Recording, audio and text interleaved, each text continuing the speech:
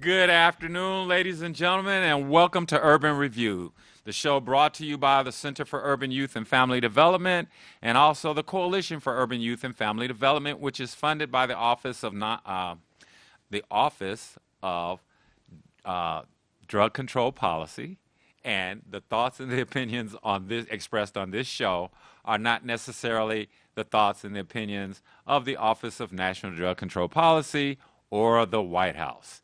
All right, but let me just say that I think that we're all probably in good agreement on some of the issues that I bring forth. And let's see, what are we going to start with? Well, today we want to start with the fact that at 6 o'clock p.m. via Zoom, you can call in and be a part of the Coalition for Urban Youth and Family Development monthly meeting. That's right, it takes place today on Zoom at 6 o'clock p.m. And just log into Zoom. The meeting ID is 790-495-5710. Once again, that's 790-495-5710. And the passcode is C as in cat, U as in Ulysses, Y as in youth, F as in family, and D as in development. So the passcode is CUYFD. That's C like in center, U as in urban, Y as in youth, F as in family, and D as in development. So once again, please consider calling in and being a part of the Coalition for Urban Youth and Family Development, Drug-Free Community Coalition. And our meeting will be today via Zoom at 6 o'clock p.m. And all you do is call in to Zoom or log into Zoom, and the meeting ID is 790-495-5710, and the passcode is C as in center, U as in urban, Y as in youth, F as in family, and D as in development, CUYFD. And we have an exciting agenda today, and we want you to be a part of the work that we're doing with the trying to create a drug-free community on Detroit's west side. And we are making some inroads. We just attended the Graduate Coalition Academy, where we talked about our logic model, our community assessment. We talked about the infographics that can be created from the logic model. We talked about our strategic plan. We talked about the trends that are happening. And one of the trends that we talked about is the impact of underage drinking. Now, we looked at the statistics based on the Michigan Profile for Healthy Youth for past 30-day usage of alcohol. And we realized that from 2017 to now 2023, that has actually gone down by 70%. So the work that we're doing is having an impact. And we're learning that underage drinking in the Detroit area is on the decline. And there are some things that are going on that are helping that to happen. One of those things that happen is that there has been amnesty provided for, or a law that has been passed to protect underage drinkers who are seeking medical care. And that's what you need to know during the upcoming prom and graduation season, that we know that some teams may be drinking, and over the summer, hanging out at the beach and hanging out at Belle Island and hanging out at the park, we think about our rite of passage to have that first beer or to taste that first cooler or the wine. But it is illegal. If you are under the age of 21, you should not be drinking. However, there is a law that has been passed that minors who seek voluntary medical care while drinking underage will not face charges here in the state of Michigan. Medical amnesty laws allow a person under 21 to seek treatment for or observation, including an examination and treatment for any condition as a result of a sexual assault. Minors who can also contact police and emergency medical services for legitimate health care concerns. A person who accompanies the minor is also protected.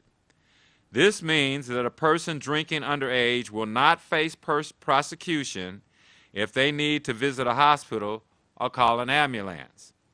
Michigan also has a Good Samaritan law that prevents a person from being charged when they are seeking treatment during a drug overdose. So if you happen to be with a person who has OD'd, please call 911. Please seek some assistance for that individual. And the Good Samaritan law will make sure that you do not face prosecution if you happen to have been with that individual and using drugs at the time, and that individual will not be charged for getting medical attention if they have overdosed. Drinking underage and using drugs can still lead to charges if the person is caught while not seeking medical care. So if a police officer drives up on you and you're sitting in the backseat of your car at 19 years old, puffing on some marijuana and drinking a cold beer, then you can be prosecuted. However, if you have already consumed those substances and you want to try and stop because you have found out that you have an addiction, or if you have drank too much alcohol and you think you need to go to the hospital, you are okay to call and get medical attention, and you will not face prosecution. These laws just allow a person to receive potentially life-saving care without the fear of being punished, which is often a barrier to calling 911 or calling for help. So now how do we realize, or how do we recognize if we are having alcohol poisoning? Well, a minor exhibiting the signs of alcohol poisoning would be a time when medical amnesty is available and when the laws would apply.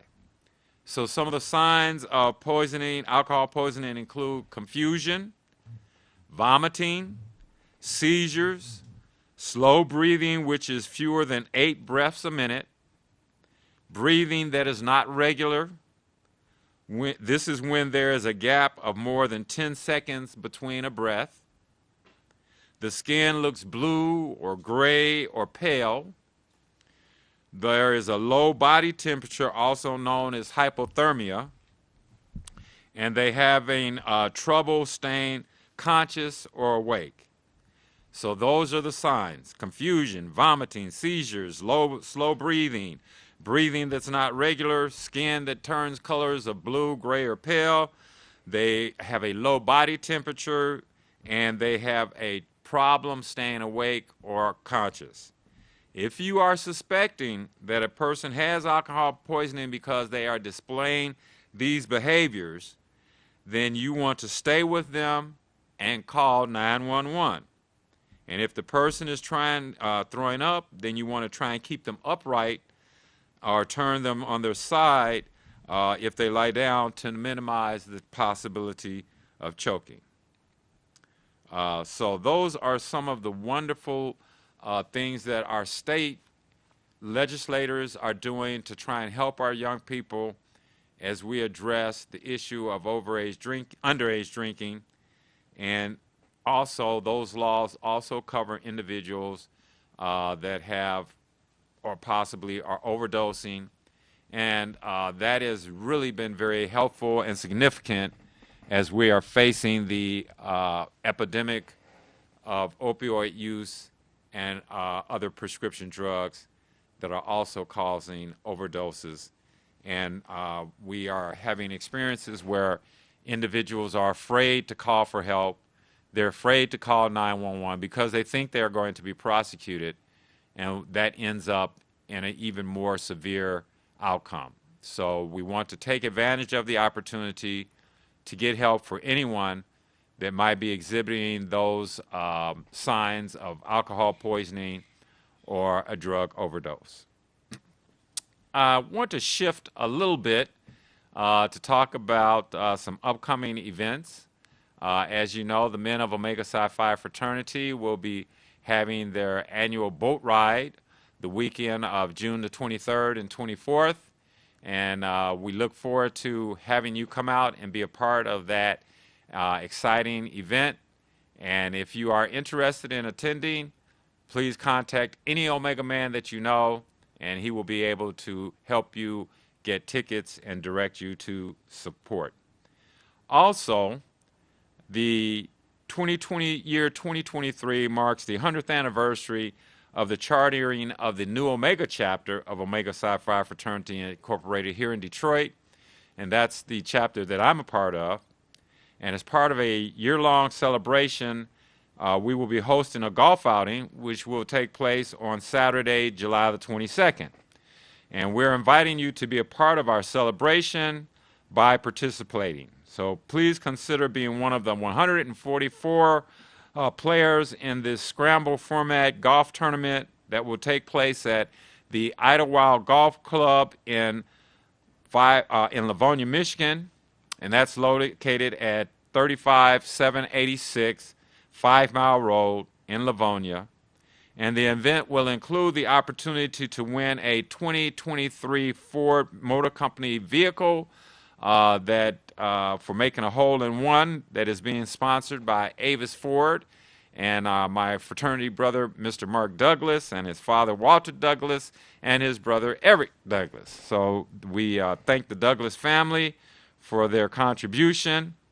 And there will be contests for both the men and the ladies, and for the longest drive and for the closest to the pin. And then there will be a 19th hole celebration that will take place immediately following the golf tournament at the beautiful One Under Banquet Center that is located on the same grounds as the golf course. Once again, that's at 35786 5 Mile Road in Livonia. And this will be a wonderful event. Your ticket will include 18 holes of golf with a cart, lunch at the turn, a full banquet dinner, trophies, door prizes, cash bar will be available, and the ticket price that includes all of those wonderful amenities is a mere $125. So if you're interested in participating in the 100th anniversary golf outing, please contact me, and you can call me at 734-377-0087 or at 313-340-3101, or you can email me at cuyfddetroit@gmail.com. And we also have some sponsorship package. We have a $1,000 gold sponsorship package that would include 4 golfers, professionally printed signs at the tee box, lunch tickets, banquet tickets, raffle tickets, door prize tickets, and your logo on all of the signage associated with the golf outing. And then the $500 package includes 2 golfers, professionally printed signs, and lunch, banquet, trophy, and door prize tickets. So please consider supporting this wonderful event, and also supporting the men of Omega and celebrating with us as we celebrate the 100th year of the chartering of our chapter here in Detroit.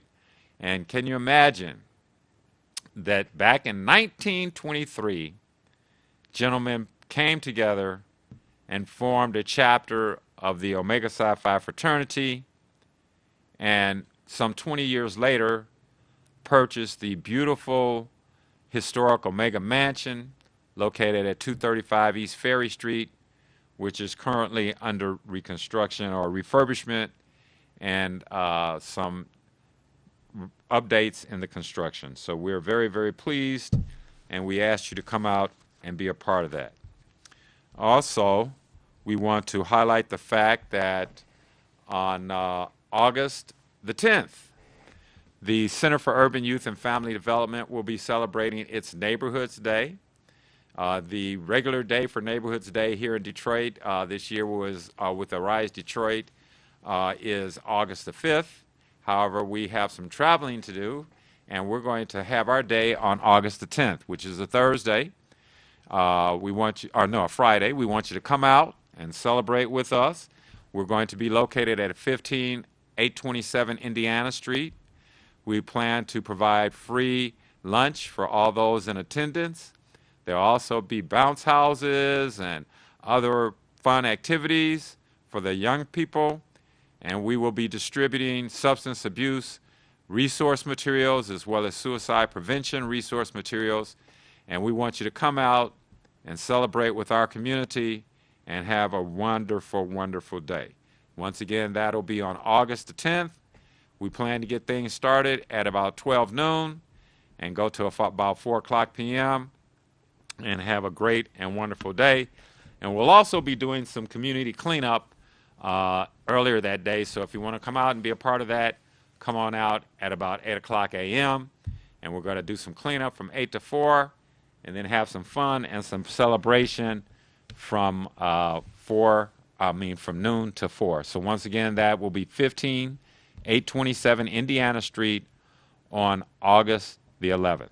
August the 10th, I'm sorry, my bad. August the 10th, and we're going to have a wonderful, wonderful time. Also, one of the activities that the Center for Urban Youth and Family Development and the Coalition for Urban Youth and Family Development will be participating on later this month, in the month of July, my bad, and that is the Community Anti-Drug Coalitions of America Mid-Year Training Institute. And we're very, very excited to be taking a group of 7 Detroit youth as well as 3 adults, chaperones, and one of our interns from Hartford Memorial Baptist Church will be accompanying us also. And we are going to have a wonderful experience learning different strategies, environmental strategies that we can utilize in the Detroit area to create a drug-free community on Detroit's west side and spread that throughout the city of Detroit. So we will be traveling to Dallas next month on July the 17th and 18th and 19th, and returning on the 20th. And so we're very excited about that. We are going to be taking youth from Cass Tech, youth from Renaissance High School, and we are really, really, really excited. Youth from Hartford Memorial Baptist Church. We will be accompanied by their wonderful and dynamic youth minister, Reverend Jonathan Betts Fields. We'll also be accompanied by our intern for Hartford Memorial Church, Mr. Mesa Slaughter. So we are very excited about the trip, and we look forward to that, and we ask for your prayers and positive thoughts. We're going to take a commercial break right now, and we'll be back shortly after that for a little bit more of Urban Review.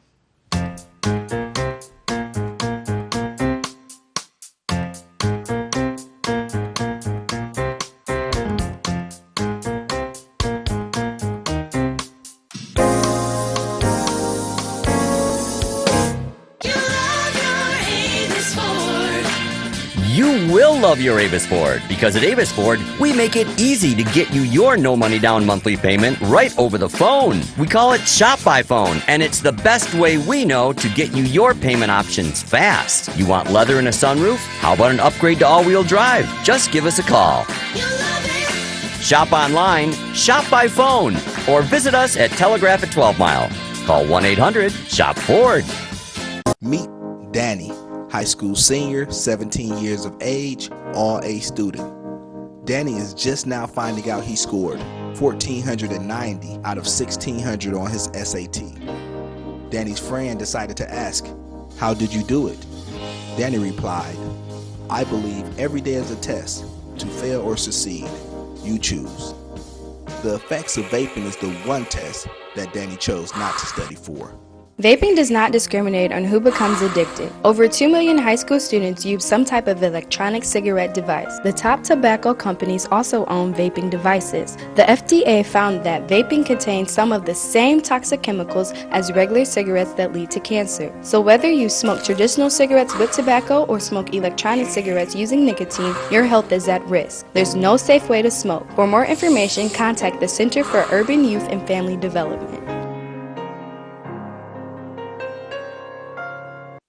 The non-medical use of prescription drugs, including opioids, is a growing concern in our communities, affecting all ages, including our youth. If the medication wasn't prescribed to you or has expired, don't take it. If your name isn't on the bottle, it's not meant for you to swallow. Addiction is real, and lives are being ruined. Or worse yet, lost.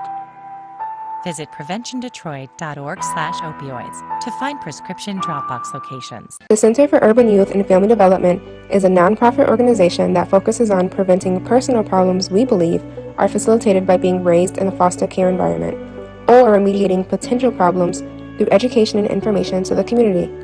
Our programs focus on 3 key areas: youth aging out of foster care, community action, and healthcare. Our programs are focused on young adults in the foster care system who are about to age out, those that have just aged out, and the community at large. The Center for Urban Youth and Family Development hosts a variety of services focusing on the needs of foster care youth throughout the community. We also work with numerous community coalitions in our effort to provide the best services for our clients and to help build stronger communities. We believe that a healthy mind and body are cornerstones to a healthy and prosperous community. The center also engages our community in mental health and wellness advocacy, as well as suicide prevention. Fostered youth emerge from the foster care system vulnerable to substance abuse, with little opportunity to obtain higher education or develop life skills. The Center for Urban Youth and Family Development empowers youth that are in and transitioning out of the foster care system to overcome the struggles and challenges by providing them substance abuse prevention, life skills training, and workforce development programs. Drawing from the life experiences of our founder, Mr. Marcel Arbuckle, we open the door to positive and productive life through education, health, and life skills development. For more information, you can visit our website at cuyfddetroit.org or check out our social media at cuyfddetroit.